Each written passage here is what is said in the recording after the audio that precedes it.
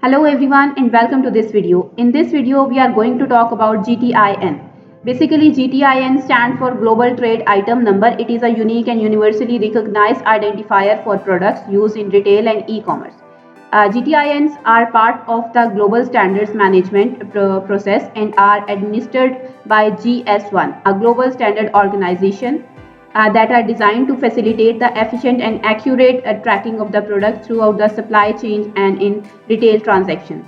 So here you can see a GTIN is a GS1 identification key that is used to identify a trade, which could be a product, or you may sell a service that you may offer in an online listing or in brick or mortar store. It is a globally unique number that is used to identify your specific product or service. So if you want to purchase the GTIN, you can buy this from this company, that is GS1 US, and you also have more options to buy the GTIN. Now let's move to the merchant center. Here in the item issue, you can see it shows the invalid GTIN in one product, and here is the product identifier that is missing. So let's move to the app. First method is, if we own GTIN, they will appear over here. MPN is there, sale price is also there, as the data is collected from the Shopify automatically.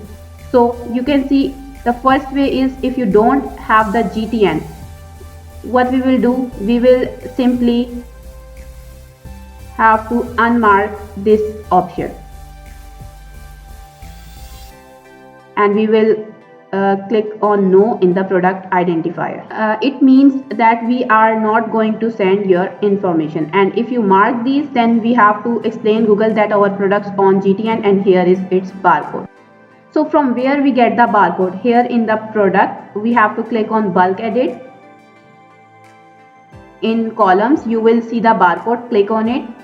Here we will have to write the numeric value. We simply read the barcode. We have no other objective. There are many kind of barcodes. So let's have a look on its products. You can see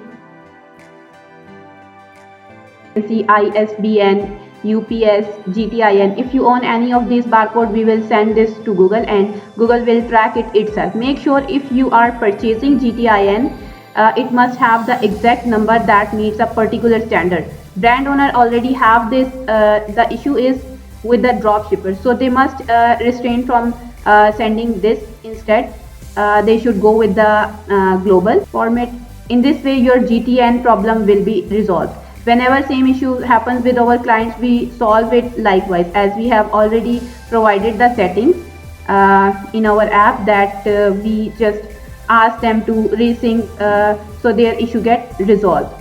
It is quite a powerful feature that you can skip product identifier and GTINs. So as you know, GTINs are essential for accurate product identification, inventory management and tracking in both physical retail and e-commerce. They are a key component of product data.